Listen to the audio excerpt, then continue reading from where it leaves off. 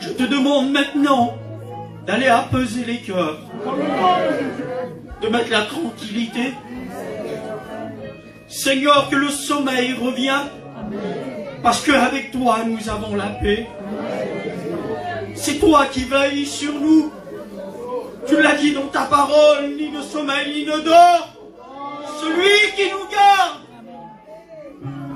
Alors Seigneur Jésus, tu as les regards sur celui qui souffre. Bénis, agis Seigneur. Alléluia. Alléluia. Béni soit Dieu.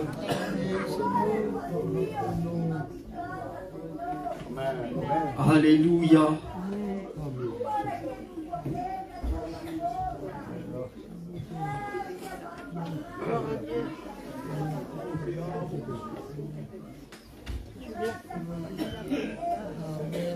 Merci Seigneur.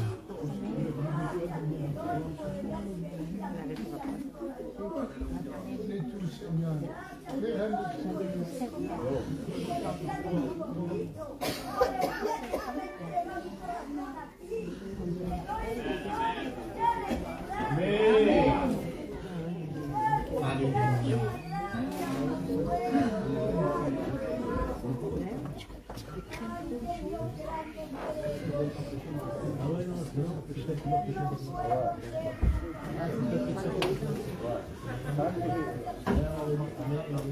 Alléluia. Merci au Seigneur. Gloire à Dieu, gloire à Dieu. Je vais demander quand même à un frère qui puisse prier le Seigneur pour moi. Parce que ouvrir la parole, c'est quand même une charge. Mais c'est avec joie qu'on le fait. Vous comprenez que la parole, c'est pas rien. La parole, c'est le Créateur. Amen. La parole, c'est le Tout-Puissant. La parole, c'est la paix. La parole, c'est la grâce. La parole, c'est celle qui va nous relever, qui va nous encourager, qui va nous bénir. Amen. Et moi, je veux que la parole se serve de moi. Amen. Je veux être seulement un instrument utile entre les mains du Maître. Parce que si je me dirige de moi-même, je suis qu'une cymbale qui retentit.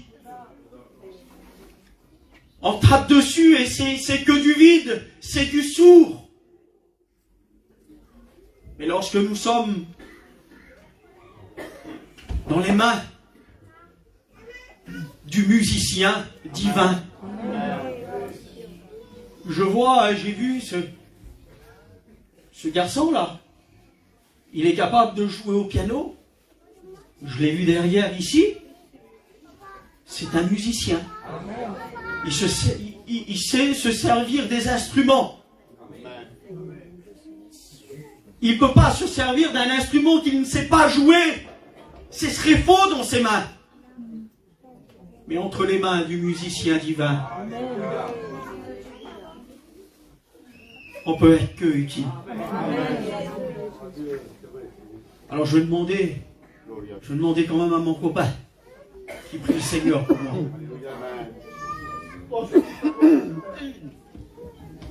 Seigneur, une fois de plus, ma voix s'élève vers toi, mon roi. Seigneur, pour te rendre grâce pour ce moment que nous allons passer, Seigneur. Ce moment de privilège que nous avons dans ta présence. Seigneur, merci, Seigneur, pour ta visite du Saint-Esprit. Seigneur, tu vois ton messager éternel. Seigneur, nous te rendons grâce pour le message que tu lui as déjà donné. Seigneur, comme il vient de le dire, sortant de lui puissamment. Seigneur, c'est un mal, Seigneur, mais le contenu que tu as donné, Seigneur, va nous faire du bien ce soir. Et nous attendons tous à une parole de toi. Seigneur, s'il est nécessaire de reprendre ma vie, fais-le ce soir dans le nom de Jésus. Père, s'il te plaît, que ta parole, Seigneur, soit prêchée avec cette puissance, voilà de double onction, mon Saint-Esprit. Merci pour quoi tu l'as déjà fait. À toi revient la gloire et l'honneur. Merci, mon roi. Amen. Alléluia. Amen. Merci au Seigneur. Vous savez, ne regardez pas aux mots de ce que le langage, hein, mon langage à moi, ou la lecture. J'ai jamais fait d'école. J'ai jamais fait d'école. C'est le Saint-Esprit qui m'a appris à lire. Amen. Je vous le dis de la part du Seigneur, j'ai dû faire dans ma vie un mois entier d'école et j'ai fait toute ma vie d'hôpital. Mais béni soit Dieu, je suis des fois étonné de ce que le Seigneur m'a confié. Amen. Et m'a donné l'opportunité de pouvoir lire la parole, de la comprendre, de l'expliquer. Et de comprendre des choses que des fois d'autres ne comprennent pas. J'ai vu le déroulement des chants qui ont été faits. À un moment donné, le frère a pris la parole et il y a eu une onction particulière qui a commencé à se déverser. Mais logiquement, ça aurait dû être du feu. Il y aurait dû avoir des personnes qui parlent en langue de tous les côtés. Mais malheureusement, on ne voyait pas des mains levées et crier à Dieu. On ne voyait pas des personnes parler en langue. Alors excusez-moi, c'est pas un reproche que je vais vous dire ce soir, mais je vais vous parler d'une chose. J'ai parlé avec un frère tout à l'heure et il me disait, TJ, c'est quoi le thème du message? D'habitude, je mets toujours un thème à mon message. Je mets toujours un thème et c'est toujours bien écrit, bien préparé. Mais là, c'est pas bien écrit, bien préparé. J'avais pas de thème et je l'ai noté sur la chaise là. J'ai noté juste ça et j'ai noté 4 versets. 4 versets j'ai noté. Sans les dicter, rien du tout. Mais je veux me laisser conduire par la parole de Jésus. Je veux réellement que Jésus, après, passe dans les rangs et touche les cœurs, touche les vies. Et je veux que ce soir, je voudrais que des personnes peut-être, parce qu'il y en a qui ont levé leurs mains tout à l'heure, qui ne dormaient pas, eh bien, croyez-le déjà que la paix est rentrée chez vous. Mais mes frères et sœurs, j'aimerais vous dire une chose. Pour adorer Dieu, pour avoir des larmes de bénédiction, pour parler en langue, il faut comprendre la vision de Jésus et il faut entendre sa voix. Amen. Et la comprendre surtout. Alors logiquement, un chrétien comprend la vision de Jésus. Et il comprend son langage. Alors je voudrais ranimer peut-être quelque chose dans votre cœur. Et j'ai noté ce petit thème. Tout a un commencement. Tout a un commencement. Voilà. Et là, j'ai quelques versets. Dans la vie, tout commence par un commencement, un début des choses. Lorsqu'on veut bâtir une maison, on va commencer à creuser. On va enlever de la terre. Et à un moment donné, qu'est-ce qu'on va faire? On va poser des fondations. Afin que la maison soit bâtie sur du solide. Amen. Lorsqu'on voit un arbre qui est dehors, avant que lui produise de l'oxygène, il faut qu'il y ait une graine qui est plantée en terre et que cette graine soit arrosée. Mais écoutez voir, on ne revient pas le lendemain pour voir la graine germer. Non, il y a un temps qui se passe. Et ça, c'est en secret. C'est planté dans la terre. Personne ne le voit. À l'œil humain, on ne le voit pas. Mais l'œil de Dieu voit qu'à l'intérieur, il y a des petites racines qui commencent à sortir. Et de cette graine-là va germer quelque chose. Une tige qui va sortir. Et de cette tige-là, va faire un arbre qui va donner de l'oxygène. Tout a un commencement. Tout a un commencement. Au commencement était la parole.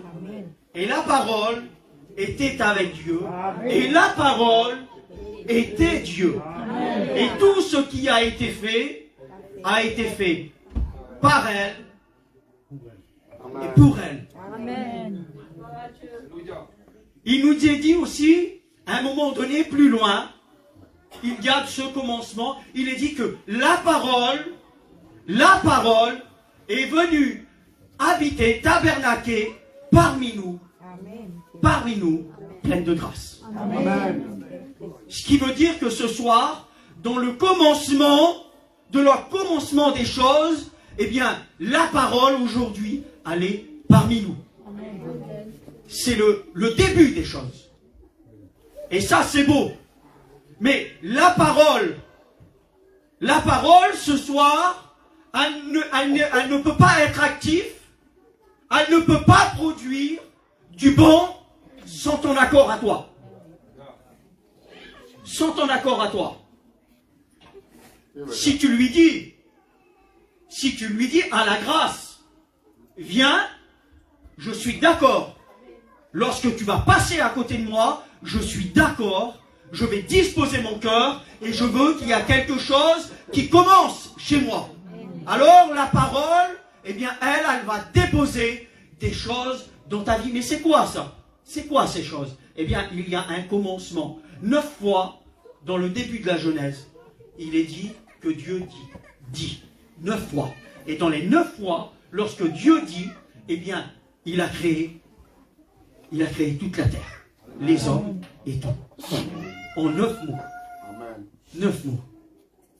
C'est la parole du Tout-Puissant. Et ce soir, un mot de Jésus, si tu es d'accord, il change toutes circonstances dans ta vie. Tout a un début, un commencement.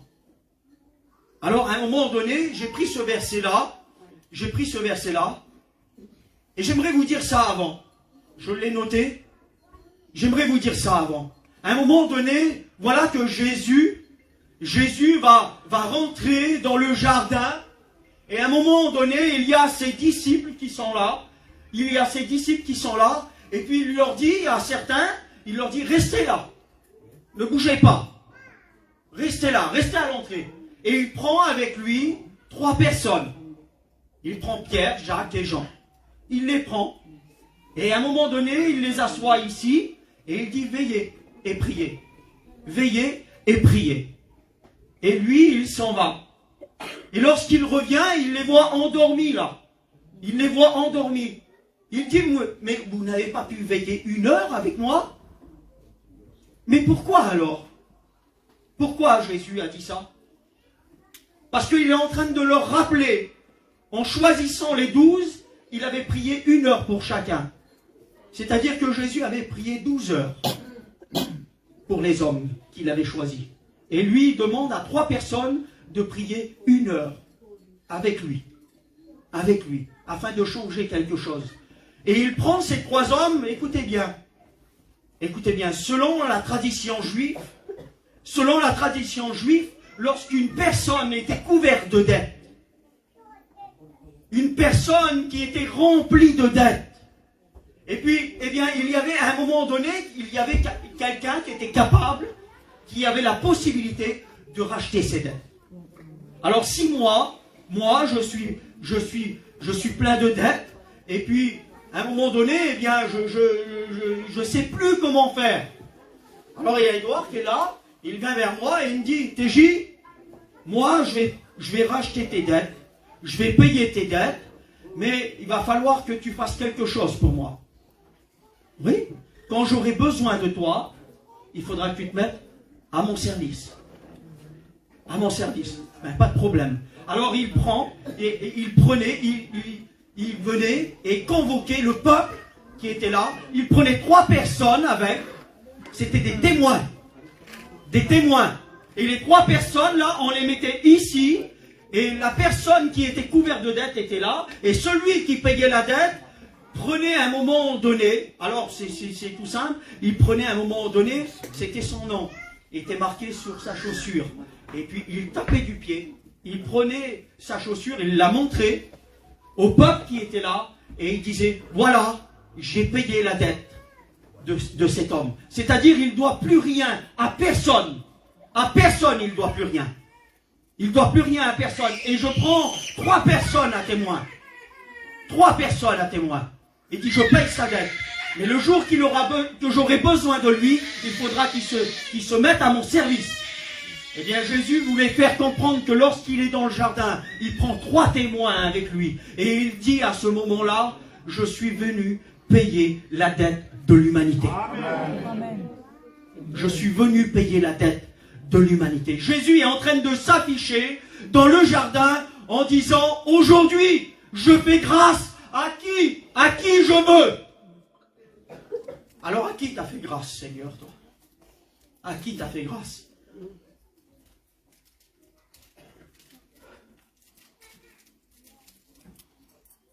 Alors je prends ce verset-là dans Jean 9. Jean 9. Alors comme je vous ai dit, je ne suis pas fort en lecture, je vais vous lire tout doucement. Hein? Jésus vit en passant un homme aveugle de naissance. C'est-à-dire qu'il est aveugle de naissance. Hein? Et ses disciples lui firent cette remarque, cette question. Il lui dit, Rabbi, Maître, Rabbi, qui a péché? Cet homme ou ses parents? Regardez quand même cette question qui est posée. Qui a péché? Cet homme ou ses parents? Et Jésus va commencer à répondre. Alors, je relate vite fait. Ce n'est pas que cet homme ait péché, ou ses parents ont péché, mais c'est afin que la gloire de Dieu se manifeste. Amen. Pourquoi alors? Pourquoi? Parce qu'il y a trop de gens, parfois, qui jugent des personnes dans des situations pénibles, des situations dures, difficiles, et on est capable à pointer du doigt, mais dire, mais c'est de sa faute, s'il est dans telle situation. Mais tu connais sa vie, toi? Tu connais son cœur, toi? Est-ce que tu connais son besoin? Tu le connais mieux que Dieu, toi? Et Jésus est en train de nous montrer l'exemple, là. Il le dit à ses disciples. Ce n'est pas que cet homme ait péché. Non. Mais c'est afin que la gloire de Dieu se manifeste. Amen. Alors j'aimerais essayer de lire un petit peu plus loin.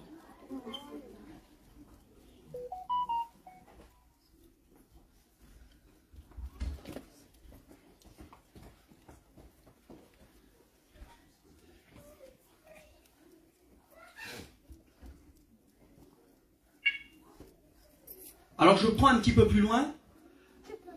On lit le verset 5. Et regardez ce qu'il dit. Pendant que je suis dans le monde, je suis la lumière du monde. Mais qu'est-ce que Jésus est en train de dire encore une fois là? Il est en train de dire que il va faire le miracle. Il va faire le miracle. Mais écoutez-moi bien. Vous êtes avec moi ce soir? Amen. Il est en train de dire, Jésus, là, que si lui, il est aveugle, vous aussi, vous êtes aveugle. Pendant que je suis dans le monde, je suis la lumière du monde. Ce qui veut dire qu'à un moment donné, à lui, je vais le guérir. Mais à vous, je vais vous montrer la lumière. Amen. Et ce soir, alors, trop souvent, on s'excuse. On s'excuse à ce qu'on va dire. Mais moi, je ne veux pas m'excuser ce soir. Il y en a trop qu'ils ont les regards fermés ce soir. Trop quand les regards qui ne voient plus la lumière, ils sont aveugles spirituellement. Eh bien, Jésus est en train de nous dire là qu'il est la lumière Parce qu'à un moment donné, écoutez bien, il va dire, je suis la lumière du monde, mais vous êtes aussi la lumière. Et là, je comprends plus rien, moi. Il parle à des hommes que logiquement, dans leur cœur, la lumière, elle est là. Elle est là. Et puis leur vision, logiquement, elle est éclairée. Mais là, ils ne comprennent rien. Ils ne comprennent rien. Eh bien, ce soir, à un moment donné, il faudra comprendre ce que Jésus veut faire pour nous. Il y a un commencement à tout. Alors écoutez bien. Après avoir dit cela, il cracha à terre et fit, écoutez bien, il fit de la boue avec sa salive. Puis il appliqua cette boue sur les yeux de l'aveugle. Il parle de la lumière à des hommes qui sont là convertis. Et là maintenant, il est en train de... Cet homme, vous l'avez lu avec moi, hein, parce que je crois qu'il est passé ici, là. Il a passé là. Il est bien dit que cet homme était né aveugle. C'est-à-dire qu'il n'a jamais vu. Il ne sait pas comment c'est.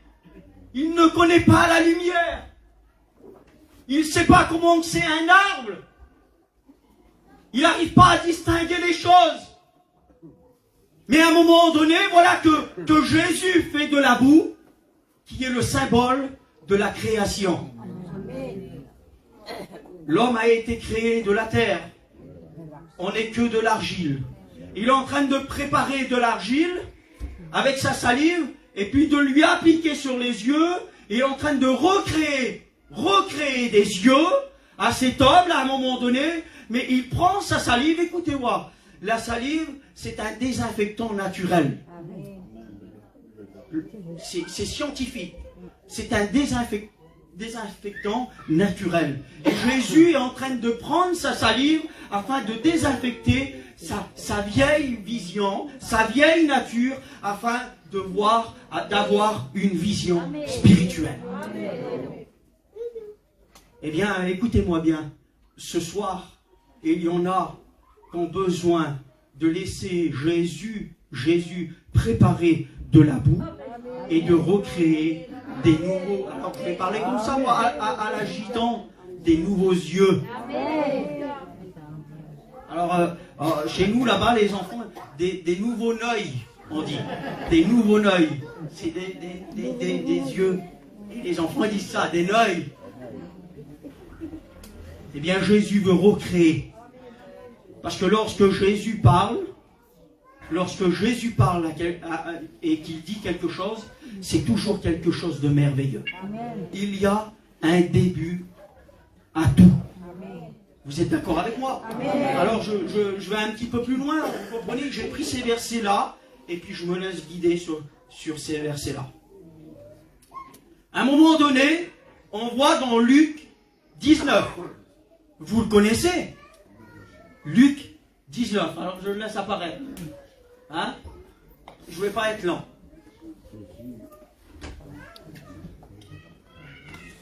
Luc 19. Luc 19.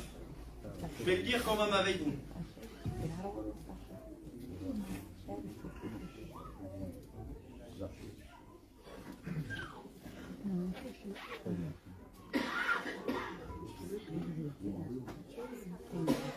Vous avez compris de quel personnage c'était, hein? Voilà. Il est question de Zachée. Zachée. Alors, on le lit ensemble. Jésus étant entré dans Jéricho, traversa la ville, et voici un homme riche appelé Zachée, chef des publicains, cherchait à voir qui était Jésus. Pourquoi alors? Pourquoi? Parce que à un moment donné, on voit un peu plus loin, mais il ne pouvait y parvenir à cause des gens qui étaient là, car il était de petite taille. Parfois, nous, on voudrait être au niveau de Jésus. Parce que nous, on exige beaucoup de choses de Jésus. Parce qu'on a un certain nom, nous. On a un certain rang dans notre communauté, qu'on voudrait être à l'image, pas à l'image, mais au diapason de Jésus. Et on voudrait être à sa limite. Eh bien, croyez-moi, que Zachée, pour voir la bénédiction, il fallait qu'il comprenne qu'il était tout petit devant Dieu. Amen. Et pour voir Jésus, pour voir sa gloire, eh bien, il faut monter. Il faut monter. Il faut être capable de monter. Et quand je dis monter, écoutez-moi bien, je prends l'expression de la Bible. Celui qui se rabaisse sera élevé. Amen. Et à un moment donné, le miracle est en train de se faire vers cet homme. Parce que Dieu connaît son cœur. Et ce n'est pas lui qui vient jusqu'à lui, mais c'est bien la parole remplie de grâce qui vient jusqu'à lui. Il se déplace. Écoutez-moi. Vous savez faire la distance, vous, du ciel, de gloire, où il y a le trône de Dieu, jusqu'à nous? Vous êtes capable de faire la distance de ça? Impossible. Et Jésus a fait la distance pour venir jusqu'ici, parmi nous. Il s'est dérangé. Il s'est dérangé. Il est présent. Et ce soir, il est en train de regarder en disant, écoutez-moi, tu as vu tes yeux? Tu as vu? Eh bien, moi, je veux recréer des choses. Je vais recréer une nouvelle vision dans ta vie. Mais aujourd'hui, tu as besoin d'un changement. Si ta vision elle a besoin d'être changée, maintenant, c'est ton cœur qui a besoin d'être changé. Parce qu'il y a trop de choses qui prennent de la place dans ta vie, dans ton cœur, et qui t'empêchent de parler en langue, qui t'empêchent de prier, qui t'empêchent de rentrer dans l'adoration du Maître. Ne donne pas la faute à Jésus si tu n'es pas béni. Tu peux que t'en prendre à toi-même. Que à toi-même. Jésus est là pour te bénir, lui. Jésus est là pour te remplir, lui. Il a dit, mais moi je m'en vais. Un instant, je vous laisse pas seul. Je vous laisse mon Saint-Esprit qui vous guidera dans toute ma vérité. Ce qui veut dire que le Maître est parti, pas pour rien, mes frères et sœurs, mais il est parti nous préparer. Amen. Préparer une place où on sera avec lui pour l'éternité. Mais par contre, il dit, tu m'invoques au jour de ta détresse, je te répondrai. Il dit, tout ce que tu demanderas en mon nom, pas au nom des autres. Pas au nom des autres, en mon nom, le véritable Dieu.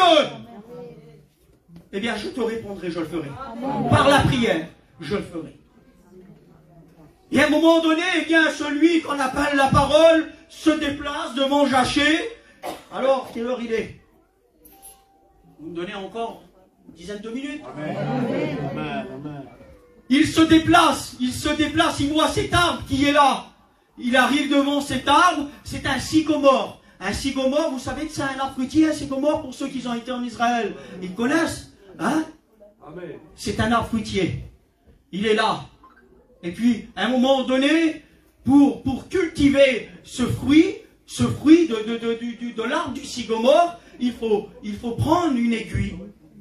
Il faut prendre une aiguille, il faut percer le fruit, et afin que toute l'amertume sorte du fruit, et afin que le sucre se déploie dans le fruit, afin de le faire grossir, et qu'il vienne à maturité.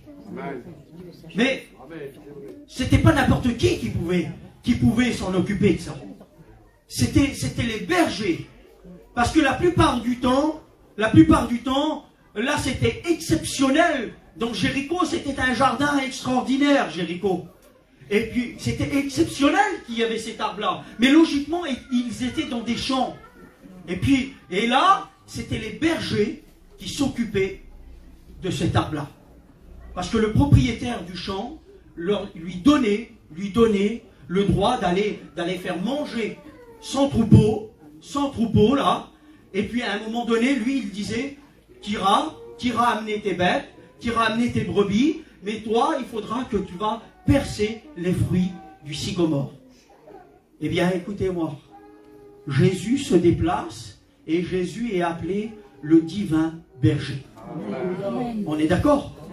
Il arrive devant cet arbre, le sycomore, et il est en train de voir un fruit qui est amer. C'est qui? Il s'appelle Zachée. Il a fait de la misère. Il a fait de la misère. Ses yeux étaient aveugles. Et à un moment donné, la parole arrive vers lui comme une aiguille. Il va toucher son cœur, toute l'amertume va sortir, et il dit sur Zachée, maintenant, il faut que tu descendes, tu te dépêches, il faut que je demeure dans ta maison. Amen.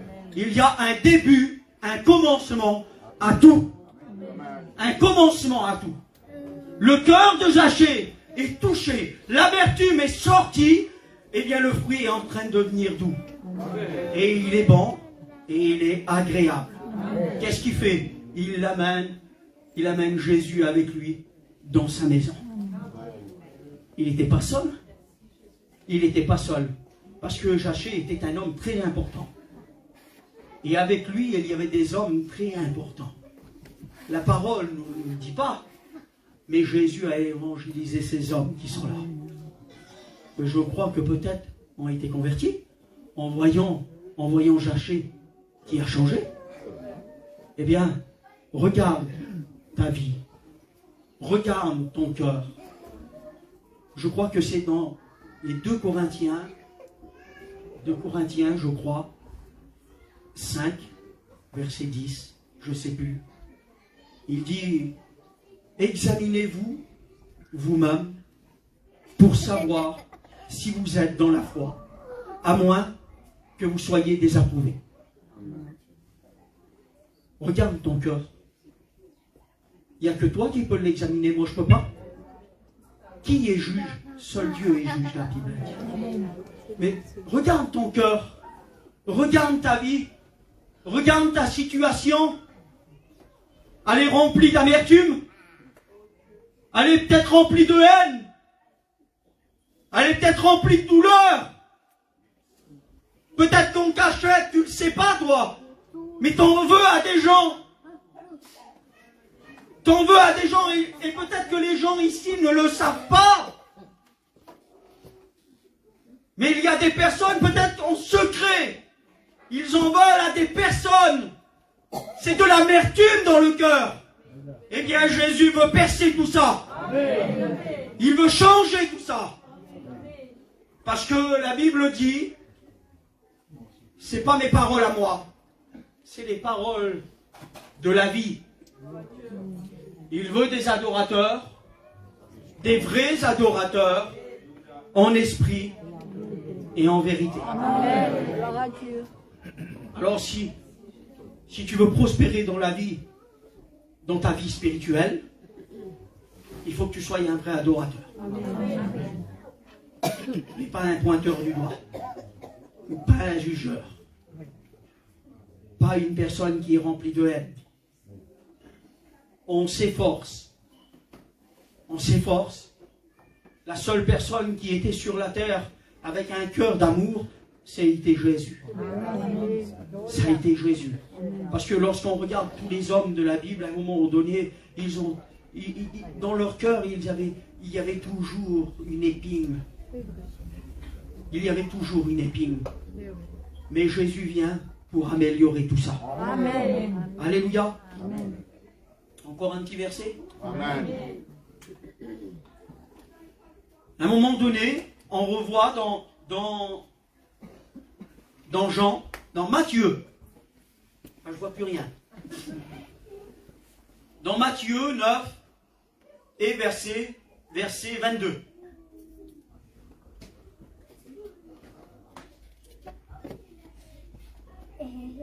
Matthieu 9 et verset 22, à un moment donné,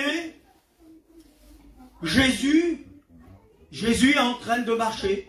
Je vais vous relater, je vous relate tout ça, je parle avec mes mots, vous allez le comprendre puisque vous savez, vous connaissez ce verset-là. Jésus est en train de marcher et voilà que une multitude de gens est en train d'oppresser Jésus. Ils sont en train d'oppresser Jésus et puis Jésus est là et certainement il est au milieu des gens qui sont là et des gens sont là, peut-être qu'ils essayent à toucher Jésus, à le prendre dans les bras. Je sais pas, il y en a peut-être qui tirent son vêtement du côté, mais rien ne se passe. Et voilà que Jésus est en train de marcher. Et à un moment donné, une femme se fait une réflexion. Elle dit seulement, si je pourrais toucher le bord de son vêtement, si seulement elle voulait pas, avoir une discussion avec lui, elle ne voulait pas, elle, arrêter Jésus dans sa marche. Elle ne voulait pas tout ça, elle.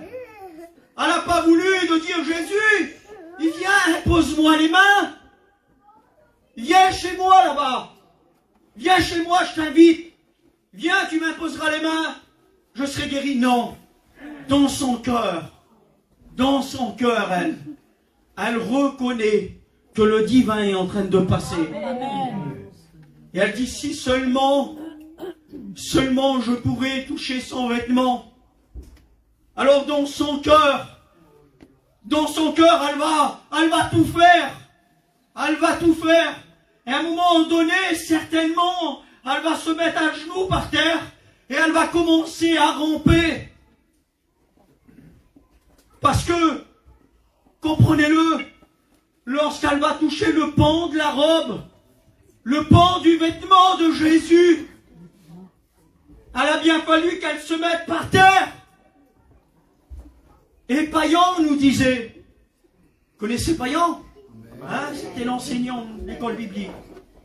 Payan nous disait que cette femme s'est allongée par terre et que même son visage avait touché le sol afin de tendre sa main et de toucher le vêtement de Jésus. Amen. Ce qui veut dire que elle arrive devant lui en toute humilité, elle s'humilie devant le Très-Haut. Si des gens qui étaient là essayaient de toucher Jésus, viens voir. Je le prends comme Jésus. Jésus, bénis-moi. Jésus, guéris-moi. Fais quelque chose pour moi. Et voilà qu'une femme, elle arrive, elle touche le pan de la robe de Jésus. Et il dit, qui m'a touché? Qui m'a touché? Et lorsqu'il voit cette femme, il va dire une chose. Il va dire quelque chose de merveilleux. Il est en train de parler de sa foi. Il lui dit que la bénédiction, maintenant, elle rentre chez elle. Mais regardez la différence de cette femme, à comparer de tous les gens qui étaient là. Elle le savait, que sur le pan de la robe de Jésus était marqué le Dieu Tout-Puissant. Un homme de Dieu, sur le pan de sa robe, il y avait un cordon bleu qui était représentatif de la divinité.